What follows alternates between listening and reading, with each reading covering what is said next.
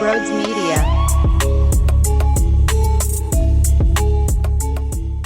I'm about to show my displeasure loudly. Be prepared.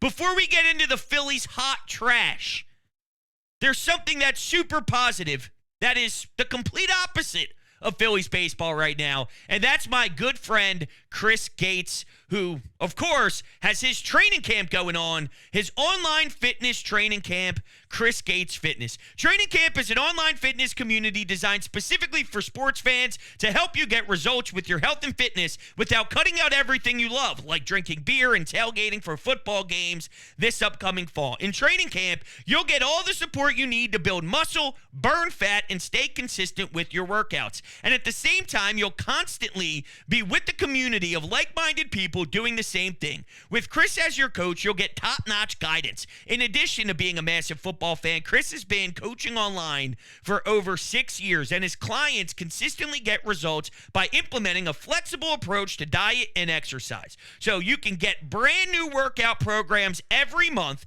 There's fitness challenges, access to live Q&As, and so much more. Visit chrisgatesfitness.com/trainingcamp or click the link down below in the description to learn more and sign up today. If you use code BROADS, you get your first month for only $10. Do not miss out. Thank you all so much and enjoy the show. I feel like DJ Khaled. Another one. Another one. Another one.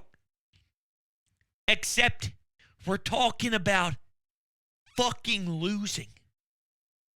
What is going on?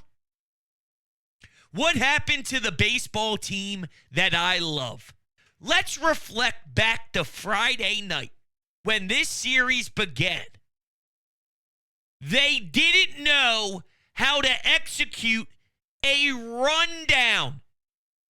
Major League Baseball, Bryce Harper couldn't execute a rundown. They did not show up to the ballpark with the sense of urgency. And you know what? Now that you see how all 3 games played out, I think it was telling. Yeah, Saturday was fun. A lot of home runs. Tyler Phillips, wicked cool story. Complete game shutout as a South Jersey kid. Now, as a Gloucester Catholic alum, it's not very often I'm willing to look at Bishop Eustace and say, congratulations for having a stud, and then we get to appreciate it. No. One of our biggest rivals. But, okay, I could understand how ridiculously cool that is, and I'm sure he didn't sleep at all, and instead watched the highlights over and over again. Reality is, though, when you go to the park on Sunday, following that 8-0 win, and you're non-existent again, offensively speaking, outside of Kyle Schwarber lefty nukes of all things, what are we doing? What are we doing? It's starting to piss me off. Did they think, we got this? We're back in front of our home fans. And there's zero excuses for losing the series. And I want to point out 2 things in particular. Once again, going back to Friday night, Rob Drake behind the plate was trash. Absolute trash. But when you start the series off by not only not executing a rundown, but Trey Turner was throwing it into the dirt a billion times, I would like Bryce to scoop the damn ball because first basemen are allowed to do that. He then got caught going to his right on a ground ball where it was in that uncomfortable zone that he finds himself in once in a while. It made a tough play. No one gets over to first base. Here's Johan Rojas nonchalantly throwing the ball in from center field. Nobody's covering second base. These are stupid mistakes. This is fundamentals.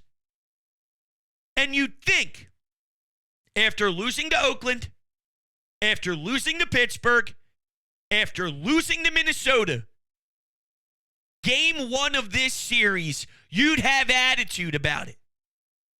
You try to make the statement instead of waiting for losing and then having some bounce back ability Saturday night just for it all to fall apart in front of your face. So I can't blame Rob Drake for a piss poor strike zone Friday when you have first and third in the seventh inning with Trey Turner up for a chance to do something massive, and you fail. It's on you. And I knew nothing about the kid that was throwing today. I don't know a damn thing about him. And I didn't know a damn thing about Cleveland's pitcher either, so it was somewhat even. It was an even playing field. Yeah, there's some bad juju right now because we can go through the list of horrible things that are happening. Ranger Suarez goes to the IL. And not only is he having back problems again, but it's the other side of his back. So I'm not sure if he was overcompensating, so he was trying to get through it, and then now he got himself in a worse position because the other side of his back is now causing all sorts of problems, or Jose Alvarado giving up his first home run to a lefty in over 2 years, and he's only allowed 4 total in his whole entire MLB career, and here I'm watching him give up the lead. Really, it was a tie game, so, it's not as if he gave up the lead technically, but that home run costed the Phillies the game. And 3 seconds before that swing, I said, it looks like Jose's back. I'm an idiot. They lost to Ben Lively. Ben frickin' Lively. You want more bad juju? Bryce Harper screaming the F-bomb at the top of his lungs because he just missed a home run Sunday afternoon, which would have been huge. And later on, pops up, maybe 10, 15 feet from the warning track, barely missing another. That was probably one of the most aggressive F-bombs I've heard. Good job by the mics picking that one up. We've been getting that a lot lately, which I guess you could say is troubling. I'm not cool with this. While I do think eventually they snap out of it to some level, this is what I have to watch on a game-by-game basis. Not enough offense. Pitching a concern. Dave Dombrowski made a move, acquiring Estevez from the Los Angeles Angels. And then I had to deal with idiots telling me that they paid too much. So let me get this straight for all you prospect huggers out there. They can't give up Miller. They can't give up Painter. They can't give up Justin Crawford. So then I'm sorry. You hear that mucus? That's because you guys are making me throw up thinking about the way that your brain works. So if you can't use the 3 top prospects, so you dip into that middle tier prospect pool and you get angry about that one, then what can you use? What can you use? Tell me. You just want to sit on your hands? I'm out here demanding Dave to do more than just Austin Hayes and Estevez. Who's our lefty reliever outside of Matt Strom? You don't have one. Tanner Scott, what up? I want more help in the outfield. Austin Hayes, fine, savvy move. I like it for what it is, but it's not good enough. And, quite frankly, there's miscommunication going on here. I believe that. Rob Thompson spoke about 2 days ago about how he viewed Austin Hayes. I'm pretty sure I may have used this audio before. I say this all the time. I don't remember which platform I used some of this audio on, so if I didn't, whatever. If I did, whatever. I'm going to play it again. But take a listen, and then I'll give you my thoughts. I haven't really talked to him. I spoke to him on the phone just to welcome him, but I got to talk to him about the plan, and subsequently I got to talk to other people too. So, do you envision him as a guy that could be the everyday left fielder, or do you see him as more platoon? I do not see him as a platoon, to tell you the truth. This guy's an all-star last year, and for whatever reason, I don't know Baltimore's situation, but he wasn't playing every single day. So I think that's maybe affected his numbers a little bit. So I want to see what we have here. So you see the platoon then as Marsh and Rojas in center? I don't know that yet. I got to talk to a lot of people. So what I hear is Rob wants to do something that maybe Dave Dombrowski didn't anticipate. And I find it strange that Rob took that public before actually having dialogue with Dave behind the scene. What that is right there, I don't think that needs to be public knowledge. I really don't. I don't think that needs to be spewed to us prior to actually talking to Dave about what they want to do. Because prior to getting Austin Hayes, the talk was we need to get a right-handed platoon with Brandon Marsh. So I think Dave pounced on that, thinking, there you go. This is what we are going to do. We gave up 0 prospects and essentially a struggling bullpen arm. Pache's a nobody. Sir Anthony's the struggling right-handed relief pitcher. You give him up, and you got your right-handed platoon bat without any prospects even off your board yet. And then the manager goes, well, actually, I want him to have a bigger role. Don't you think that maybe that should be discussed, one, prior to us getting any info, and two, when the deal's getting done? That threw me off. Another thing that threw me off. So far, every player we got, which is 2, I don't know why I said it like that, Dave said the same thing afterwards. Well, we tried getting Estevez a few years ago. Well, we tried to get Austin Hayes a few years ago. Don't tell me this is the Sixer stuff. We got Kyle Lowry at age 97 instead of 27.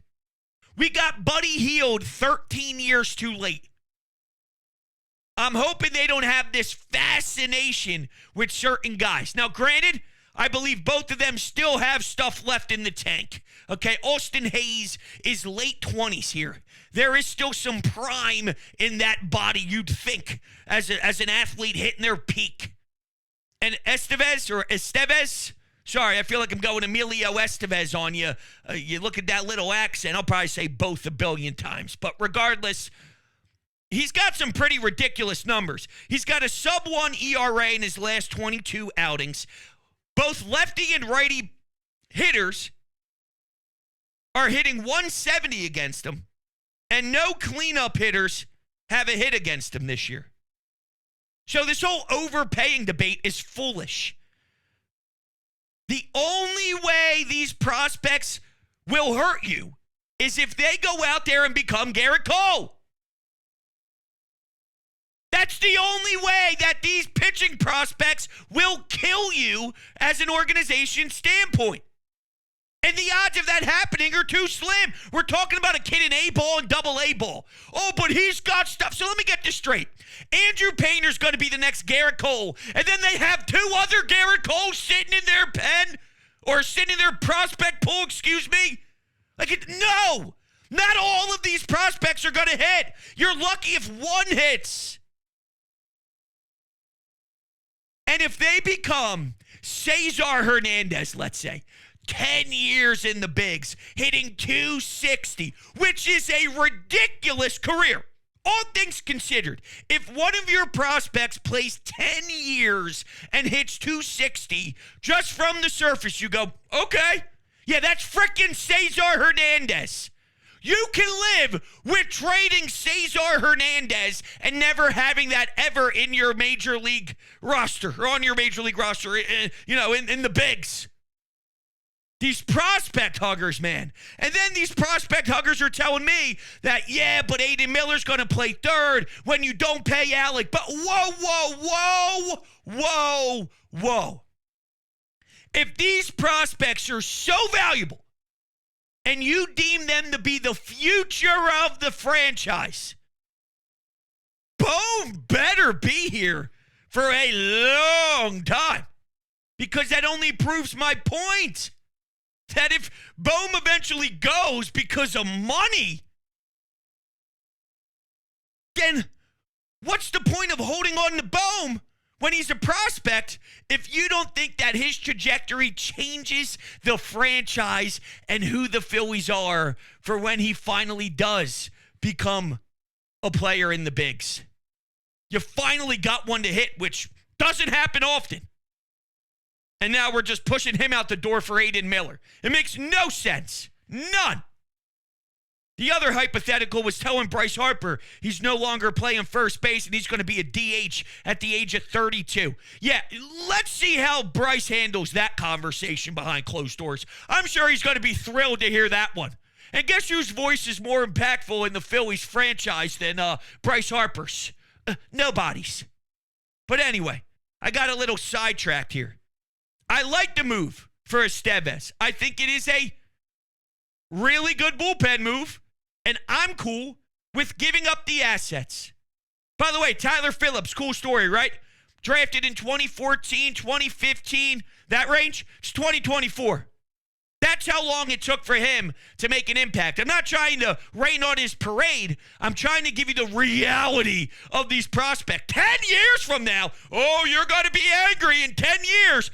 Dude, if in 10 years the Phillies can't figure this thing out, then yeah, I'll bitch and complain then. But if you're not going to apply pressure right now with your team and your ability to be a go grab something massive at the deadline type team to add to your World Series mindset roster, if you don't want to attack now, then shame on you. Go to fucking Lehigh Valley and go buy an Iron Pigs jersey. I'm sick of it. As you can tell, I'm not handling this stretch very well. It is what it is. Do you want to hear Dave Dombrowski? Here's Dave Dombrowski speaking to the media after the trade for some bullpen help. All right, actually, that audio is difficult to hear because there was something weird going on in the background. So I'll paraphrase it for you a little bit. He essentially said that we feel good with where we are with the bench. We feel good with where our roster is right now. And I hope that's just lip service. I really do. I hope that's the path he's taking because it's very difficult maybe to say certain things when you have trades in the works and you don't want to step over the line, cross the line prematurely when you're trying to, still somewhat thread the needle with certain trades. So I'm praying. But look, the track record of Dave Dombrowski will tell you he feels more obligated to go with patchwork than anything else. And this is the people who are on the side of Dave, maybe playing this in a very cautious mindset, says, is who cares about upgrading Rojas? Who cares about your 8-hole hitter, your 9-hole hitter? Or who cares? What you need is Nick. What you need is Bryce. What you need is Trey. If they thrive, then you are going to be okay. And while, yes, if they are doing their job, things are easier. I've watched a ton of baseball. Who was the hero for the Braves? Who was the hero when they went out there and snagged all those outfielders? Jock Peterson had some homers, and who else was it? Was there a man named Soler who did some damage? Okay, how about when the Red Sox went out and got Pierce? Do you think Pierce was significant? Now, you may be seeing Broads. Well, you're kind of talking about the Tommy Phams of the world, and you're somewhat talking about that middling tier instead of the Luis Roberts or the Brent Rookers. And, yup, they did their job and more so and became heroes in their respected towns, which is special. But if you get someone better than those guys, your percentage goes up for that to be the case, for them to be the dogs, for them to explode and make a huge impact. If you get someone better than them, you have even a better chance for it to happen. The reason why I bring up those names in particular is you never know who it will be. So the fact that Rojas stinks out loud offensively and Brandon Marsh can't play against lefties right now, I demand upgrades because maybe it is our version of Pierce that needs to deliver. Maybe it is our version of Jock Peterson or our version of Soler. Anybody. Maybe it's, I'm sorry, who was the other one? Dude, I'm having a huge brain fart. Braves outfielders for World Series. Dude, I'm missing a huge one. A crazy huge one. Come on. Who am I missing? Who am I missing? It's coming to me. Duval? Rosario. Jeez. Rosario. I knew something didn't sound right. Eddie Rosario as well. Go get better players. Now. I need something different. Because what I'm seeing is clowns beating you. It's a joke. So that's where I'm at. I'm doing great. Hey, I'm hanging in there. As you can tell. Let's go to the phone, shall we? So I'm going to get the negative stuff out of the way before the positive stuff because there's a lot to unpack here with the Phillies. Phillies are not playing well. They've looked like a bad team over the past 4 series, not winning a single series over their last 4, and really there's a lot of games where they've just looked lifeless. Jose Alvarado really unlucky in the 7th, but I don't think that he is who lost them this game today. Trey Turner lost them this game today. Like, over this Guardian series, he's looked like 2023 Trey Turner before the standing ovation. Like, the way he swings the bat, I'm concerned that he's back to, his old self. But going on a more positive note, Carlos Estevez, I love that trade. And I love that trade way more than I would have liked getting Kyle Finnegan, because one thing that I hear nobody talking about with Estevez is the fact that he has not thrown nearly as much as some other closers around the league. And what's the problem that the Phillies have had in the past in the playoffs? Relievers getting too tired. So hopefully they can sparingly use him and he'll be fully gunned and ready for the playoffs. Tyler Phillips has been a really nice surprise, and the team plays with a lot of energy when he pitches. Reminds me a lot of, some guys in the past.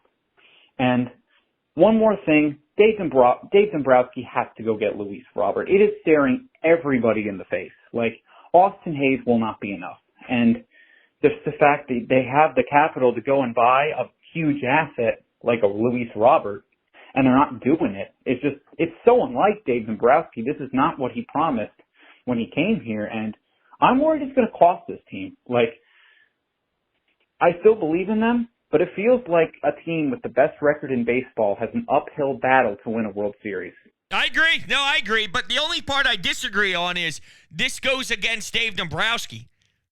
Actually, this is somewhat what Dave Dombrowski does. This is the Dave Dombrowski life of deadlines more so than not. It truly is. Now, I'm not putting as much blame on Trey as an individual. I think the entire team showed up for this series crappy. All right, it started Friday night when they showed up with just ho-humming their way to the ballpark and not knowing how to play defense, things that we learn at 8 years old. Now, here's Rob Thompson postgame. We've got to straighten some things out for sure. And it seems like it's the days we hit, we don't pitch. And when we pitch, we don't hit. I don't understand why he says that. He said that before. He said that previously. I don't know. I mean, I didn't think the pitching was magnificent today. And I think at times our pitching has been a problem. That's why we're going to get bullpen help. If our pitching has been great, then we're not talking about it. Real honestly here, I think our pitching has been somewhat blah-ish, and our hitting has been super quiet. That's what I think reality is for the big picture of these last 12 games or whatever. I hate how I keep saying that. He says, but we got to play clean games on all 3 sides of the ball. There's 3 sides of the ball. You talk about starters, defense, bullpen. What's three? I just offense and defense. What's the third, Topper? And get back to winning series. And get back to winning the first game of the series, which is critical. Oh! So you mean the way your team came out to play Friday is unacceptable? Well, I hope I see something different against the Yankees. Because if here come the New York Yankees of all team, a team that's spiraling more than we are, and they come in here and kick you in the teeth game one, I'm going to be sick. Rob Thompson said he didn't consider pinch hitting JT for Stubbs in the ninth. You should have. You should have. Because now you're admitting that it's fine to have one out to start the ninth when you're down one run in a rubber match. You got a chance to win a series. You're at home. It's the ninth inning. Garrett Stubbs is up. Or you could put in JT, who's not been great by any means since returning from injury. And you heard him a little bit talk about it on the broadcast, that he doesn't feel himself yet, but he's still working towards it. And fine, it takes time to do that after dealing with the knee stuff that he was dealing with. But I'll take that over Stubbs any single day of the week. So let's go, Topper. When things aren't good, just like in any other sport, we got to look at the manager. Got to look at the manager. Because that ho-hum attitude sometimes, it gets into the thick of the players. And when he's like, it's baseball, things happen, he seems to be changing his tone a little bit. We got to be better game one. Okay, all right, look, there's something there. But when he goes, it's just the casual flows. Well, then the players are going to take the diamond every day saying, well, we're good enough to eventually just get out of it ourselves by playing the game, and we'll be okay. You gotta apply something to get out of it. It doesn't just poof happen. You got to apply a mentality, a focus, a killer mindset. And if you're just going, we'll find it. Trust me, don't worry. Don't worry. We'll find it. We're good. Don't worry. It's all right. We'll be cool. Just wait. No! Do something to make the results different. Now I'm looking at you, Rob. Let's go to Sean. Hunter, I just don't, you know, what is Rob Thompson's blood alcohol level right now? I mean, Garrett Stubbs leading off the ninth inning against Emmanuel Clase when JT Real Muto is available. Yep. In a game that you're trailing by one, not tied, not winning, etc. You're losing by one. Yep. You're down to your last three ABs, and you want that sack of shit leading off the inning? Not that it really mattered, because any reliever Cleveland rolled out there, the Phillies couldn't lay a bat on them. You had 7 innings to score 2 runs at home to win a game and couldn't do it in a park where a pop-up is basically a homer. This team has sucked. They are, thank God, again, that the Braves are injured, because they're doing everything in their power to keep the Braves and Mets relevant in this division. The Phillies will win the division, but if Dave Dombrowski doesn't address this lineup, if the best you can do is Austin Hayes, this team's not winning a world championship. I'm saying it today on July 28th, and I hope I'm proven wrong, but I don't think I'm going to be. This lineup sucks, and as they face better competition, when the weather changes, and when the chips are a little higher, when you're playing in bigger environment, bigger money games, they'll continue to be exposed. Here's where I totally 1,000% agree with you. Ready for this? If Dave sits on his hands, which it very well may be going down that way, yeah, I'm with you. Disgusting. Like, that is terrible. That is garbage. And I need it to be more than just a random piece. Like, he may go out and get another Camargo. You know what I'm saying? One of those. Go get one of those little things. Get that little thing out of here. Impact. Massive. A Kyle Schwarber-like nuke is what I need from Dave Dombrowski before Tuesday. And I'm starting to really believe that it ain't happening. I saw a little report, and there's going to be a billion things that break now until Tuesday and all sorts of rumors. But the Braves might be checking in on Luis Robert. The Phillies have what it takes to go get him. If they don't get him, it's because they don't want him. And if they don't want him, then you're comfortable with this outfield? No. Austin Hayes, Brandon Marsh, and Johan Rojas is not good enough. And we all see it. We all see it. Except for Dave, apparently. Which is just a mess. What are you going to do? All right, everybody, those are my thoughts. My thoughts suck. No, my thoughts are good. My feelings suck. Let's clarify. Thank you all so much. Appreciate the love. Talk to you on the next one.